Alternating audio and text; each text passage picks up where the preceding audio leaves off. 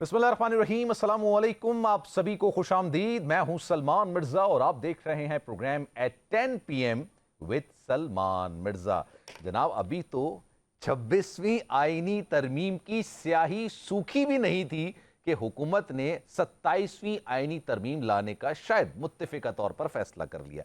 ये मुत्तफ़िका लफ्ज़ मैंने इसलिए इस्तेमाल किया क्योंकि बिलावल भुट्टो जरदारी और मुस्लिम लीग नून के रहनुमाओं की जानिब से मुलाकातें हुई हैं और इस मुलाकातों पर इत्तेफाक राय किया गया है और यह कहा गया है कि जनाब एक और आईनी तरमीम जिसको 27वीं आईनी तरमीम का नाम दिया गया है ये लाई जाएगी और मुत्तफ़िका तौर पर ही लाई जाएगी। मौलाना फजल रहमान साहब ने पिछले हफ्ते ही इस आईनी मुत्तफ़िका आप कह सकते हैं और मुतवक्का आप कह सकते हैं कि आईनी तरमीम के बारे में कहा था कि कोई ये आईनी तरमीम नहीं ला सकता और अगर लाने की कोशिश की गई तो हम सीसा पिलाई दीवार बन जाएंगे। लेकिन मौलाना साहब ने तमाम बातें उस वक्त भी कही थी जब 26वीं आईनी तरमीम लाई जा रही थी और उसके बाद उसको इत्तेफाक राय से मंजूर कराया गया। हालांकि 26वीं आईनी तरमीम को मंजूर कराने में मौलाना फजल रहमान साहब के जो वोट हैं वो बड़े कारगर साबित हुए थे। लेकिन क्या वाकई में हुकूमत की इंटेंट है, ये हुकूमत ये चाहती है कि 27वीं आईनी तरमीम लाई जाए और अगर 27वीं आईनी तरमीम लाई जाएगी तो किस मकासद के लिए लाई जाएगी, किन चीज़ों में तरमीम की गई है? अच्छा, कुछ लोग ये भी बात करें कि 26वीं आईनी तरमीम में कुछ सुकम मौजूद हैं, कुछ गलतियां मौजूद हैं जिसकी वजह से 27वीं आईनी तरमीम को उसमें सही किया जाएगा। और कुछ लोगों का ख्याल गुमान ये भी है कि जनाब जिन चीज़ों को मोल्ड किया गया था, जिन चीज़ों को सॉफ्ट किया गया था मुत्तहिदा कौमी मूवमेंट पाकिस्तान के कहने पे, JUI के कहने पे या पाकिस्तान तहरीक इंसाफ के कहने पे जिन चीज़ों को मोल्ड किया गया था या मुसव्वदे से निकाला गया था उसको अब 27वीं आईनी तरमीम की सूरत के अंदर कौमी असम्बली के अंदर लाया जाएगा और इसको फिर मुत्तफ़िका तौर पर मंजूर करवाया जाएगा। लेकिन सवाल यहां पर यह भी पैदा होता है कि आपको याद होगा जो मखसूस नशिस्तों का मामला था जिसमें सुप्रीम कोर्ट के वाज़े इंस्ट्रक्शंस अहकामात उनका वर्डिक्ट मौजूद है कि जो पाकिस्तान तहरीक इंसाफ की मखसूस नशिस्तें हैं उनको अलॉट की जाए। गालिबन शायद कोई 41 के करीब मखसूस नशिस्तें हैं। अब जनाब अगर ये मामला दोबारा से आईनी अदालत के अंदर चला जाता है, जो कॉन्स्टिट्यूशनल बेंच के अंदर चला जाता है, उस कॉन्स्टिट्यूशनल बेंच में अगर इस पाकिस्तान तहरीक इंसाफ नशिस्तों का फैसला पाकिस्तान तहरीक इंसाफ की उम्मीदों के बरखिलाफ आता है तो फिर तो हुकूमत को मौलाना फजल रहमान साहब के वोटों की जरूरत भी नहीं पड़ेगी और वो 27वीं आईनी तरमीम को मंजूर करा लेंगे। आज इस पर भी जरा डिटेल में बात करेंगे। और दूसरा, पाकिस्तान तहरीक इंसाफ के लिए मसाइल हर गुजरते दिन के साथ बढ़ते चले जा रहे हैं। पाकिस्तान तहरीक इंसाफ ने मुज़ाहमत काफ़ी की है, एहतजाज भी किया, जलसे भी किए, अदालतों का रुख भी किया, लेकिन लग ऐसा रहा है कि किसी भी पॉइंट पर उनको कामयाबी नहीं मिल रही है। अब क्या उनको कामयाबी ना मिल रहा, पाकिस्तान तहरीक इंसाफ की जो कामयाबी में मुश्किलात हो रही हैं, क्या ये दुआम बख्श रहा है हुकूमत को ताकि वो आईनी तरमीम कर सके, अपने जो उनके मकासद हैं उनको हासिल करने में तमाम चीज़ें क्या उनको दुआम बख्श रही हैं? इन पर ज़रा डिटेल में आज बात करेंगे। हमारे मेहमान हमारे साथ मौजूद हैं, मोअज़्ज़ज़ पाकिस्तान तहरीक इंसाफ के सेनेटर हैं हुमायूं मोमिन साहब इस वक्त हमारे साथ मौजूद हैं, उनसे ज़रा गुफ्तगू का सिलसिला आगे बढ़ाएंगे। और माहिर कानून है हसन रज़ा पाशा साहब इस वक्त हमारे साथ मौजूद हैं, उनसे ज़रा कानूनी निकात के बारे में जानेंगे। लेकिन स्टार्टिंग फ्रॉम यू सेनेटर साहब, अस्सलाम वालेकुम सर, क्या हाल है? वालेकुम अस्सलाम, शुक्र अल्हम्दुलिल्लाह। हुमायूं साहब, ये क्या 27वीं आईनी तरमीम का शोशा वीकेंड के बाद अचानक से? अभी तो ये मामला 26वीं आईनी तरमीम की स्याही भी नहीं सूखी थी कि 27वीं आईनी तरमीम। मेरा 16 साल का सहाफती कैरियर है, मैंने इतनी तेजी से तरमीम होते हुए नहीं देखी। It's new experience for me. What would you से सर? बिस्मिल्लाहिर्रहमानिर्रहीम, इय्याका नअबुदु व इय्याका नस्तईन। देखिए, इस तरह है कि जब आप नालायकों के हाथ में कुछ चीज़ दे देंगे ना, तो वो ऑब्वियसली उन लोगों ने कोई होमवर्क नहीं किया होगा, उन लोगों ने उसके प्रोज एंड कॉन्स नहीं देखे होंगे, उन लोगों ने उस सब चीज़ों को नहीं किया होगा। तो वो जो अचीव करना चाह रहे होंगे, जो चीज़ें करना चाह रहे होंगे, जब आप जल्दी में काम करते हैं, जब आप उसके ऊपर थॉट प्रोसेस पूरी तरह नहीं करते, जब उसके ऊपर डिस्कशंस नहीं करते, जब उसको चोरी छुपे किसी चीज़ को करना चाहते हैं, तो फिर ऑब्वियसली आप बहुत सारी चीज़ें बीच में भूलना शुरू कर देते हैं, आप बहुत सारी चीज़ें बीच में गलत करना शुरू कर देते हैं। आप गलती कर लेते, फिर आपको एहसास होता है ओ ओ ये क्या कर दिया है। उसके बाद फिर आप कोशिश करते हैं कि उसको ठीक करने के लिए। ये basically nothing, this is making a mockery out of this democracy, this is a mockery out of making this parliament and also जो हम लोगों का जो जो जो सुप्रीम कोर्ट है, बेसिकली कर किया क्या है, तो जो 26th अमेंडमेंट है उनको उन्होंने ये काम किया जो हमेशा से आ रहा था, जो भुट्टो ने भी अपने 5th और 6th अमेंडमेंट में किया था, जो उसके बाद बेनजीर भी करना चाह रही है जस्टिस शाह के साथ, जो उसके बाद मियां नवाज शरीफ साहब कर रहे थे, जो सारे कर रहे थे, वो क्या करते हैं, जो इमरान खान ने मेरे ख्याल में 22 जुलाई को जुलाई 2022 में एक तकरीर में कहा था कि ये जब इनके केसेस खत्म होंगे ये वापस आएंगे और उसके बाद इनका हमला डायरेक्ट जुडिशरी पर होगा, क्योंकि एक इदारा ऐसा रह गया था जो कि इंडिपेंडेंट था, जो कि अपने फैसले इनकी बिना पे नहीं करते थे, तो इन्होंने जज से आगे चले गए। ये चाहते पूरी जुडिशरी इनके पास हो जाए, सारे जजेस इनके मातहत हो जाए, उनको किस तरीके से ये उनकी इवैल्यूएशन करेंगे, मतलब एग्जेक्टिव जो है ना, अब जजेस की इवैल्यूएशन करेगी। आप ये सोच लें और उस जजेस को वो ट्रांसफर कर सकते, आप वो देख लें 26वीं आई मीन सारी चीजें तो जुडिशरी के लिहाज से इन लोगों ने करने की कोशिश की है। और उसमें जो basic fundamental principle of trichotomy of powers है या basic fundamental principle of segregation of power है, उसको इन्होंने तबाह कर दिया, इम्बैलेंस कर दिया है। वो जो ट्राइपॉड है जिसके ऊपर ये पूरी डेमोक्रेसी खड़ी है, उसका एक उन्होंने पाया काट दिया है। आप सोचे वो कैसे बैलेंस हो पाएगा। वो हो नहीं पाकिस्तान तरीके इंसाफ इज गिविंग स्पेस इतना। आप देखें, आपने पार्लियामानी कमेटी जो चीफ जस्टिस को नॉमिनेट करती, नामजद करती, उसका भी आप लोगों ने बॉयकॉट कर दिया। दीगर जिस फोरम पर जहां पर आपकी प्रेजेंस मायने रख सकती थी, आपने उनको स्पेस देना शुरू कर दिया। सर, ये स्ट्रेटेजी आपको नहीं लग रहा ये पाकिस्तान तरीके इंसाफ को बैकवर्ड पे और लेके जा रही है, पीछे की तरफ लेके जा रही है? देखिए, इस तरह है कि हम किसी हद तक आप सही भी कह रहे हैं और किसी हद तक आप गलत भी कह रहे हैं। अच्छा। इस तरह है कि होता क्या है, डेमोक्रेसी का एक रूल है कि नंबर्स आपके पास होने चाहिए। मतलब अगर 101 लोग हैं, उनमें से 55 लोग, और वो अगर किसी एक बात पे खड़े हो जाएं तो फिर उनके नंबर ज्यादा हैं तो वो चीजें प्रूव कर सकते हैं। अगर 75 लोग एक जगह पे बैठ जाएं, मैं इस वक्त हमारा आइन हमें ये कहता है कि अगर मैं ये आइन बदलना चाहूं और उसके 239 के सब क्लॉज 5 के लिहाज से अगर मैं किसी तरीके से 2/3 मेजॉरिटी, जैसे हम कहते हैं, वो है हम कहते हैं कि आज के बाद चोरी करना जायज है, और उसके लिए मैं थोड़ा सा चेंज कर दूं, आर्टिकल 2 को चेंज कर दूं या उसको बीच में से कर दूं या जो भी कर लूं, आपको पता है हम उसको चैलेंज ही नहीं कर सकते। अगर मैं ये चीजें आर्टिकल 2 निकाल लूं कॉन्स्टिट्यूशन से, तो फिर मैं कुछ भी ला सकता हूं, मैं कुछ भी कर सकता हूं, उसको आप कहीं चैलेंज नहीं कर सकते। तो अब सवाल ये उठता है, मेरा सवाल ये उठता है जुडिशरी से, मेरा सवाल उठता है हर उस शख्स से जो जस्टिस को प्रोटेक्ट करता है, कि जब हम ट्राइकोटमी, जब हम इंडिपेंडेंस ऑफ द जुडिशरी को ही चैलेंज कर दिया है और उसको भी छोड़ दे। मैं बड़े अरसे से बड़ा खुश था कि पहली बार पाकिस्तान की जिंदगी में 3 मेरिट वाले जजेस आगे पीछे आ रहे थे। 3 साल एक का, 1.5 साल एक का, 3 साल दूसरे का, ये 7-8 साल का एक टेन्योर था जिसमें पाकिस्तान ठीक हो जाएगा, क्योंकि पाकिस्तान का सबसे बड़ा मसला ही जुडिशरी है और वो ठीक हो जाएगा। इन लोगों ने, इन बेवकूफों ने उन 7-8 साल को कम करके 3 साल का टेन्योर कर दिया है। और 3 साल का टेन्योर इस तरह कि जस्टिस याया फरीदी, ब्रिलियंट जज, 3 साल के बाद इनका टेन्योर कोई 6 साल रहना था। 2030 तक था इनका टेन्योर, बिल्कुल 30 तक था। अब ये अगर ये 2024 में 27 में चले जाएंगे, इनका 3 साल कम कर दिया, इनके वैल्यूएबल कंट्रीब्यूशन कम कर दी है। अब ये देखिए ये किस किस्म की चीज है। तो हम लोग उसमें, अच्छा हम लोगों ने शायद उसमें होना चाहिए था, लेकिन अगेन नंबर्स हैं, नंबर से फर्क नहीं पड़ना था कि अगर हम वो करते तब भी इन्होंने आज 8-1 से इन्होंने जी वो पास कर लिया, फिर 8-4 से पास कर लेते, पास इसने हो जाना था। तो उनकी तादाद बिल्कुल ज्यादा थी। अच्छा सर, मैं आपकी तरफ वापस आऊंगा, फिर मुझे आपसे ये पूछना है कि व्हाट डू यू थिंक कि 27वीं आईनी तरमीम के अंदर है कि आप क्या करवाना चाह रहे हैं? कुछ लोग ये भी बात कर रहे हैं कि जिन चीजों को मोल्ड किया गया था 26वीं आईनी तरमीम के लिए वो इसके अंदर है। लेकिन सर, मैं जरा हसन रजा पाशा साहब को भी शामिल गुफ्तगू करता हूँ। पाशा साहब, अस्सलाम वालेकुम, हुजूर कैसे हैं, खैरियत से हैं? जी वालेकुम सलाम। पाशा साहब, ये बताइएगा, ये तो अभी 26वीं आईनी तरमीम का मामला अल्लाह अल्लाह करके 1.5-2 महीने के बाद, और लग ऐसा रहा था कि हुकूमत की सबसे बड़ी तरजीह है कि भाई ये किसी तरीके से पास हो जाए और इसी महीने हो जाए, 25 तारीख से पहले हो जाए। बहुत जल्दी में किया। हमने रात में देखा कौमी असेंबली का सेशन लगा, सो फजर की नमाज तमाम पार्लियामेंटेरियंस ने एक साथ पढ़ी, लेकिन अब 27वीं आईनी तरमीम अचानक यकयक, what's the reason behind it sir, what do you think? तो बिस्मिल्लाहिर्रहमानिर्रहीम।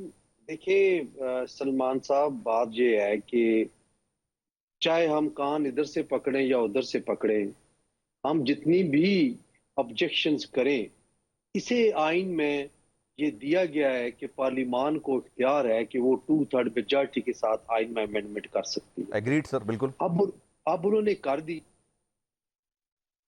किन वजूहात की बुनियाद पे ये करना पड़ी, उसकी भी मुतअद्दिद वजूहात हैं, जिसमें किसी एक इदारे का दूसरे इदारे की डोमेन में दाखिल होना, और जिसकी वजह से एक इदारे दूसरे इदारे में रिजेंटमेंट पैदा हुई और मुसलसल जब दखल अंदाजी होती रही तो फिर बकौल उनके कि मजबूरन हमें ये करनी पड़ रही है। चलिए ये बात भी मान लेते हैं। अब बात ये है कि क्या इससे पहले अदलिया आजाद थी और अब अदलिया पे पाबंदी लग गई है। अब जरा उससे पहले वाली अदलिया की तरफ आता हूं। क्या ये इस मुल्क की अदलिया नहीं है जिसने हर मार्शल लॉ को एंडोर्स किया? क्या इस मुल्क की अदलिया नहीं है जिसने ज़िया-उल हक के मार्शल लॉ को दुरुस्त कहा और जुल्फ़िकार अली भुट्टो को फांसी दी? क्या इस मुल्क की अदलिया नहीं है जिसमें उन्होंने एक आमिर परवेज मुशर्रफ को ये इख्तियार दे दिया कि वो फर्दे वाहिद 3 साल के लिए आइन में अमेंडमेंट कर सकता है? क्या ये आज़ाद अदलिया है? अगर ये आज़ाद अदलिया है तो हम उससे। अच्छा पाशा साहब, मैं यहाँ पर एक चीज आपसे, क्योंकि आप माहिर कानून है सर, मैं चाहूंगा इसको थोड़ा फिर मैं हुमायूं साहब की तरफ भी जाऊंगा क्योंकि मुख्तसर मुद्दत के लिए मेरे साथ हैं वो। सर पाशा साहब ये बताइएगा, लेट सपोज हुकूमत में होते हुमायूं साहब हुकूमत के सेनेटर होते, इन्होंने पार्लियामेंटेरियन कमेटी के अंदर भी मौजूद होते और ये अपनी मर्जी से पार्लियामेंटेरियन जो कमेटी बनाई गई है वो एक चीफ जस्टिस को नामजद कर देते। लेट सपोज अगर मैं आपको बताता हूं एक कॉन्स्टिट्यूशनल बेंच भी बनता जो कि इन्हीं की मर्जी से बन रहा होता, फिर कल को हुमायूं साहब पर करप्शन के इल्जामात लगते और मजे की बात यह कि हुमायूं साहब ही इस चीज के जवाबदेह हैं कि जो जजेस काम कर रहे हैं वो सही काम कर रहे हैं या गलत काम कर रहे हैं। कल को हुमायूं साहब पे करप्शन का इल्जाम लगता है, वो केस चला जाता है उसी बेंच के पास, आपको लगता है इंसाफ होगा? बस मैं ये पूछना चाह रहा हूं आपसे। मेरी अर्ज सुने। जी। इस तरह तो फिर दुनिया का कोई काम नहीं चल सकता। आप देखें जिन्होंने जो लगाए हैं वही उनके गले पड़े हैं। जो भी आउट ऑफ टर्न प्रमोशन हुई है जिसने दी है उसके गले वही प्रमोशन पड़ी है। ये बात नहीं है अब किसी ने लगाने हैं, लगते हैं और उन्हीं लोगों ने लगाने हैं जिनको इख्तियार आइन और कानून देता है। तो क्या इस वजह से वो लगाना छोड़ दे कि जनाब कल ये जो है मेरा काम पड़ेगा तो इसने करना है या इसने नहीं करना? एक बात आपको बता दूं, जिन जजेस ने मार्शल लॉ को एंडोर्स किया है उनके साथ साथ वो जजेस भी थे जिन्होंने उनके खिलाफ वोट दिया। वो जजेस भी थे जिन्होंने पीसीओ के तहत हलफ नहीं उठाया। वो जजेस भी थे जिन्होंने एलएफओ के तहत हलफ नहीं उठाया। और वो अजीम लोग, उनको अभी भी खराज तहसीन पेश किया जाता है। सलमान साहब, ये बात नहीं, मैं अभी भी कहता हूँ, क्या आज इसके बाद जो जजेस मुकर्रर किए जाएंगे क्या वो सारे के सारे इनके साथ हम नवा हो जाएंगे? बिल्कुल नहीं। हर एक अपने जमीर का कैदी है और हर एक ने अपने जमीर के मुताबिक फैसला करना है। ऐसा कतई तौर पे नहीं है कि जनाब ये जज जो है वो करेगा और ये जज नहीं करेगा। हर जज पे अपनी इंडिविजुअल कैपेसिटी में उसके अपने जमीर का इन्हिसार है और वो बोझ अगर उसने उतार दिया तो वो ठीक होगा, अगर वो ना उतारेगा तो वो यहाँ भी जवाब दे और क़यामत वाले दिन भी जवाब दे होगा। और अच्छे जजेस भी आने हैं, ये बिल्कुल ये सर हमारे लिए हर जज मोहतरम है, सर हमारे लिए हर जज अच्छा है। वो देखें फैसलों के हिसाब से है कि अगर फैसला खिलाफ आ जाए तो नहीं, ऐसा नहीं कह सकते। अच्छा सर इजाजत दें, सेनेटर साहब सर ये बताइएगा what's going on in PTI? Sir ये क्या मामला चल रहा है पाकिस्तान तरीके से? आप लोग सेटिस्फाइड हैं जो इस वक्त पार्टी चलाई जा रही है? क्योंकि खान साहब भी गालिबन शायद उस सिनेरियो से ज़्यादा खुश नज़र नहीं आ रहे। आज भी जो एक लड़ाई वाली बात थी उसको भी सॉर्ट आउट कराया गया, फैसल चौधरी जो है उनको भी लीगल टीम के अंदर दोबारा इंडोर्स करवाया गया, उनको लेकर आया गया। इस वक्त जो लीगल टीम जिस तरह से मामलात को लेकर चल रही है पाकिस्तान तहरीक इंसाफ के अंदर, आर यू सेटिस्फाइड? देखिए, लेट्स पुट लाइक दिस, ठीक है, कि जब घर में बड़ा नहीं होता है, जब बार नहीं होता है, तो जो हम पल्ला भाई होते हैं या जो वो उसके बाद जूनियर, उनके दरमियान में इख्तलाफ राय ज़रूर आती है, और यहाँ पे वो दूर से बैठ के उनकी आपस में सुलह या वो चीज़ करती रहती है। सो आप जो कह रहे हैं उस वो अपनी जगह पे सही है कि हमें एक हम आंगी होनी चाहिए और हमें एक कोऑर्डिनेटेड मूवमेंट्स होनी चाहिए, हमारे अंदर ज़्यादा हमें जेल करना चाहिए। मोर द रीज़न आजकल हमें ज़्यादा एक दूसरे को की गलतियों को नज़रअंदाज करना चाहिए ये। लेकिन ये याद रखें कि जो शैतान होता है ना, जो शैतान होता है वो इसी वक्त पे दिलों में वसवसे डालता है। तभी तो अगर हम लोग सारे के सारे सुबह के 4 कुल पढ़ लिया करें तो कम से कम उन वसवसों से हमारे दिल साफ रहेंगे, और ये छोटे छोटे वसवसे बड़े बड़े प्रॉब्लम्स क्रिएट कर देता है। लेकिन the good thing about Pakistan Tehreek Insaf is कि पाकिस्तान तहरीक इंसाफ के ऊपर जो गलबा है वो इलेक्टेबल नहीं है। पाकिस्तान तहरीक इंसाफ ही इलेक्टेबल्स लोगों को बनाता है। लेकिन मैं एक छोटा सा कमेंट करूंगा। जी सर। हसन पाशा साहब ने अभी एक हिस्ट्री बता रहे थे, और उस हिस्ट्री में जो जुडिशरी है उसकी गलत बातें बता रहे थे, और प्रोबेबली उस बेसिस पे हसन पाशा साहब जो हैं वो इस चीज को जस्टिफाई कर रहे थे। क्या है, तो मुझे वो दौर याद आ गया कि जिस दौर में, जिसको हम ले दौर जाहिलियत कहते हैं, कि जिसमें हम कहते थे कि हमारे बाप दादा ने ये सारे गलत काम किए, हम क्यों इन ट्रेडिशंस को ना चेंज करें, बजाय इसके कि हम अपनी गलतियों से सीखें और अपने आप को दुरुस्त करें। हम कहते हैं चूंकि ये गलतियां 1970s में भी हुई थी, 1960s में भी हुई थी, 1980s में भी हुई थी, 1990s में हुई थी, तो हम उसी को ही रिपीट करते रहेंगे। हमें तो चाहिए कि जहां हमें पता चले, और आज आपने अगर फुल कोर्ट की अगर आप देखें तो जिस जज को इन लोगों ने इस मतलब नहीं बनाया है, जो ओनली इंटरनेशनल जूरिस्ट, उसी के प्लान्स, उसी के पास प्लान्स थे कि हमें कैसे केस लोड को एड्रेस करना है, हमें कैसे, देखिए आपको वो कहते हैं ना, प्लानिंग इज हाफ विनिंग। आपके पास पहले प्लान होना चाहिए इन ऑर्डर टू विन। अच्छा, इनके पास क्या प्लान है? इनके पास प्लान ये कि अपने केसेस कैसे खत्म करें। जिस दिन ये पीडीएम वाले आए थे, इन्होंने पहला क्या चीज किया था? पहला क्या किया था? इन्होंने किया था कि नैब कानून में अमेंडमेंट किया। इन्होंने सारे उन कानूनों के अंदर अमेंडमेंट किया जो इनको उस वो पिछली गली से या पतली गली से निकाल दे। इन्होंने आवाम के लिए कुछ नहीं किया। हमारा मसला ये है, और ये याद रखें, जिस तरीके से हम जा रहे हैं, ये मुल्क जो है ना, ये इस मुल्क ये नहीं चल सकेगा, ये जुल्म का तरीका है। अच्छा, जो 27वीं तरमीम जो हम लाना चाह रहे हैं, हम बेसिकली और बड़ा जुल्म करने जा रहे हैं। जो मुझे इतलात मिल रही हैं, जो मैंने सुन रहा हूं, इतलात मुझे क्या मिलनी है, जो मैं सुन रहा हूं लोगों से, वो बेसिकली वो चाहते हैं कि ये जो आर्मी जो कोर्ट्स है ना, मिलिट्री कोर्ट्स, उसको जरा वसी तर उसमें लेकर चला जाए। देखिए, और इसको लेकर 9 मई के साथ रेफरेंस के साथ ये लेकर जाना चाहते हैं। नोबडी सेड कि यार जिसने जो आर्मी तंसीबात के ऊपर अटैक किए उनको सजा नहीं मिलनी चाहिए। और मैं समझता हूं कि उनको अब अगर मिलिट्री कोर्ट्स के अंदर करना भी है, पहले प्रूफ कर लें कि इन लोगों ने किया है। आप बगैर प्रूफ के आर्मी कोर्ट्स के अंदर नहीं लेकर जा सकते सिविलियन को, खासतौर पे वो सिविलियन जिनके ऊपर पुराना कोई टेररिज्म का कोई इस किस्म का पापा नहीं है। आप उनको फोर्स स्केड्यूल के अंदर जस्ट बिकॉज के उन्होंने एक गलत काम कर दिया या एक उनसे हो गया, चाहे वो दानिस्ता हुआ या ना दानिस्ता हुआ है, उन्होंने कर दिया, आप उस बेसिस पे उनको नहीं कर सकते और नहीं करना चाहिए। इससे हो क्या रहा है? इससे नफरत हो रही है। But are you sure sir ये होने जा रहा है सेनेटर साहब? Are you sure? देखिए, मैं एक आज प्रोग्राम के अंदर मुझसे इसके ऊपर सवालात भी हुए, और उसके ऊपर जिस तरीके से उन एंकर पर्सन ने किया था। अच्छा, उन एंकर पर हर एक एंकर पर्सन, बाज लोग जेन्युइनली तौर पे सवाल पूछते हैं, बाज लोग लीडिंग क्वेश्चन करते हैं।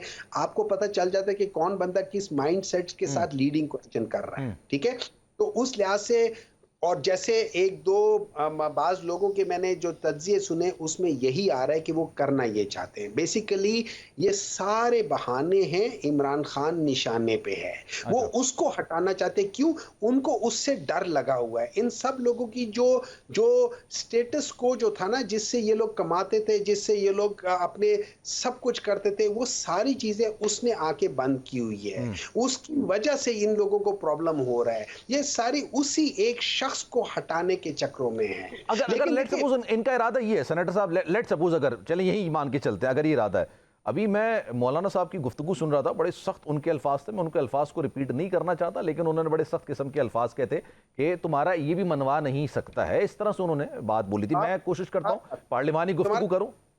जी जी सर, मेरी मुझे होती है कि मैं जरा इस तरह एहतियात से बात की जाए, रिस्पेक्ट से बात की जाए। लेकिन सर आपको लगता है कि यही मौलाना साहब तो आपके साथ हमनवा बने हुए थे 26 यानी तरमीम के मामले पर, और फिर इन्हीं के वोट से 26 यानी तरमीम भी मंजूर हुई सर? अच्छा, मैं आपको एक बात बताता हूँ। देखिए, इससे ये था कि इन लोगों ने मौलाना साहब से झूठ बोला।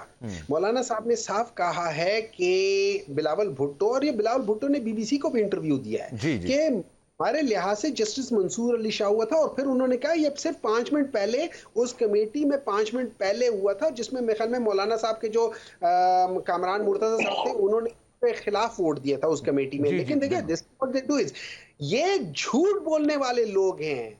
ये इनके करीब से सादिक और अमीन कोई नहीं गुजर सकता। मतलब सादिक और अमीन दूर की बात है, सादिक और अमीन इनके करीब से भी नहीं गुजर सकता। ये इतना झूठ बोलते हैं।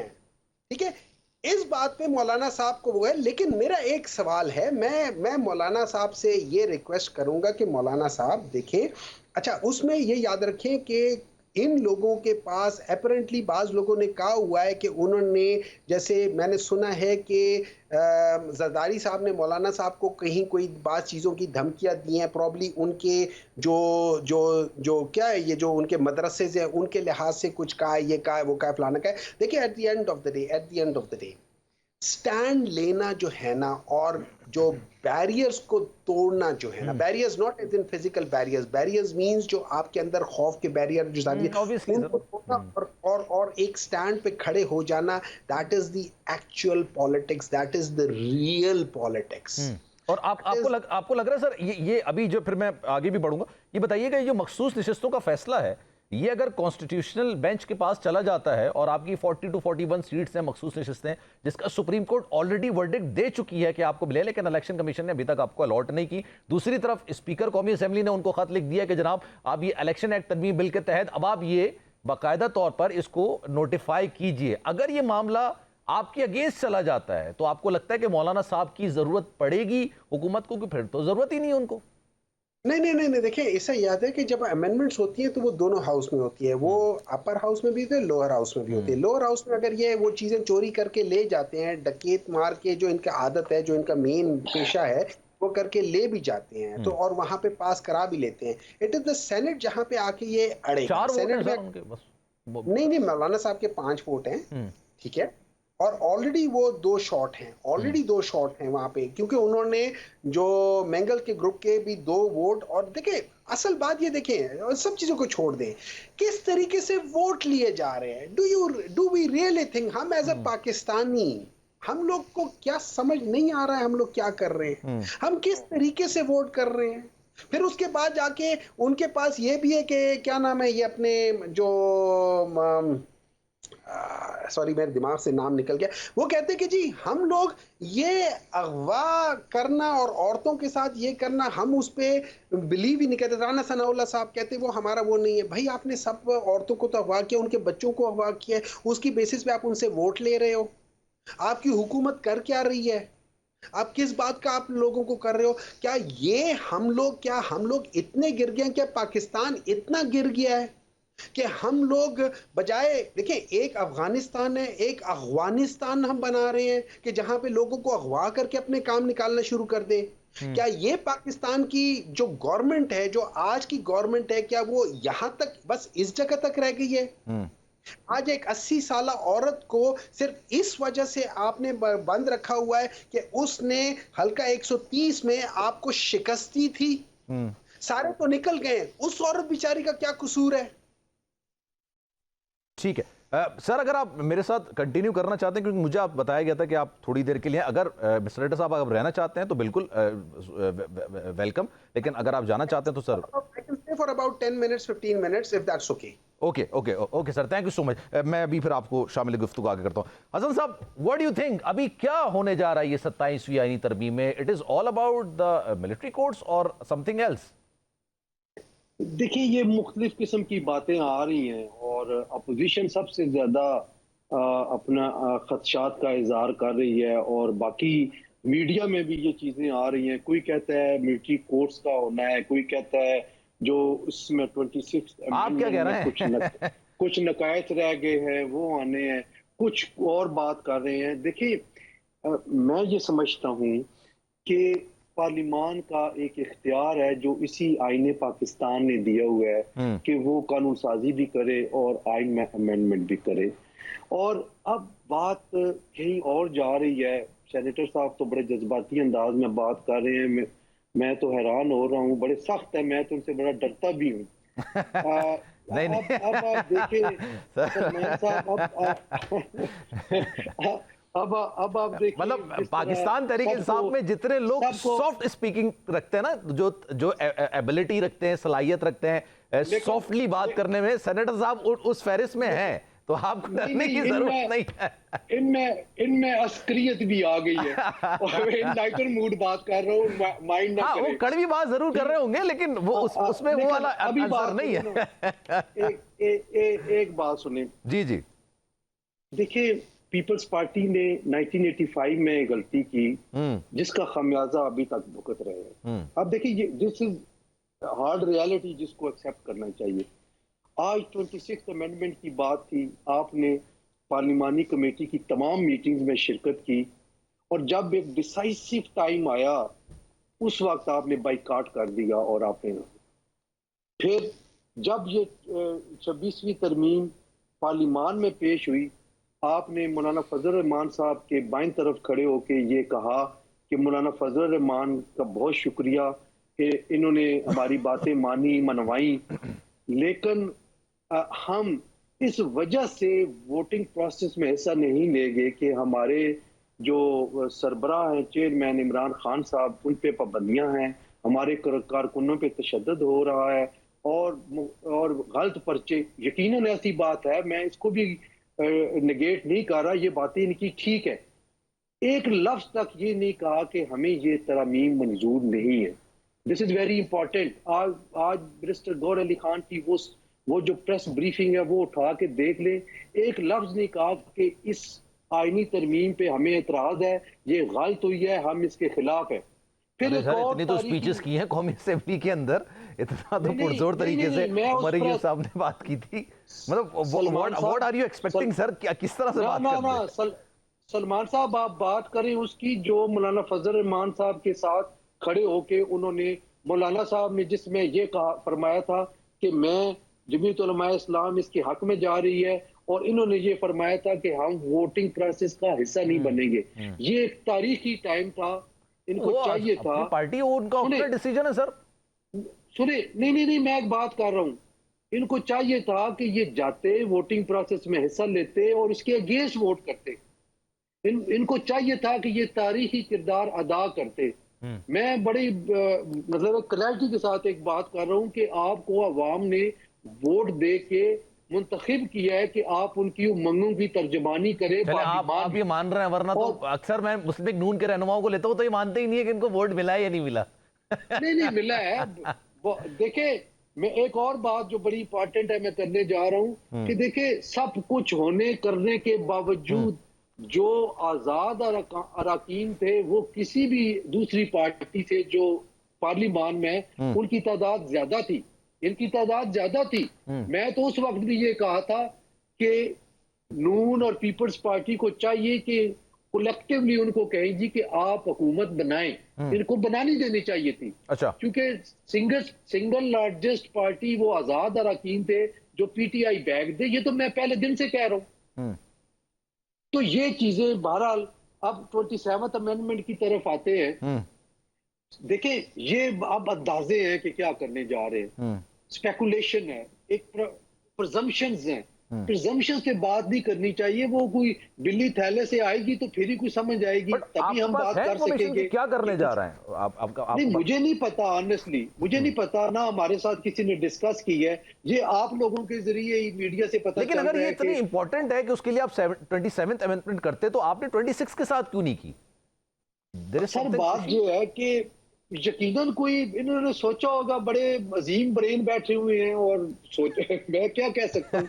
अब वो सलमान साहब बड़ा सीरियस नोट पे बात कर रहा हूँ। जी जी जी। जब तक प्रोपोज्ड एजेंडा, प्रोपोज्ड अमेंडमेंट सामने नहीं आएगी, उस वक्त आप भी बुलाएंगे, You cannot argue on anything. Agreed, sir. Senator साहब भी। ठीक है सेनेटर साहब, सर मैं 2-3 सवालात आपकी पार्टी के वाले से भी बात करना चाह रहा था। What do you think sir, Bushra बीबी साहिबा को नहीं लीड करना चाहिए अब पार्टी को? क्योंकि पार्टी इस वक्त अंदरूनी तौर पर, आपने ये बात बोली भी अभी अपनी रिसेंटली अपनी गुफ्तगू के अंदर के शैतान बरगलाता है ऐसे ही वक्त में।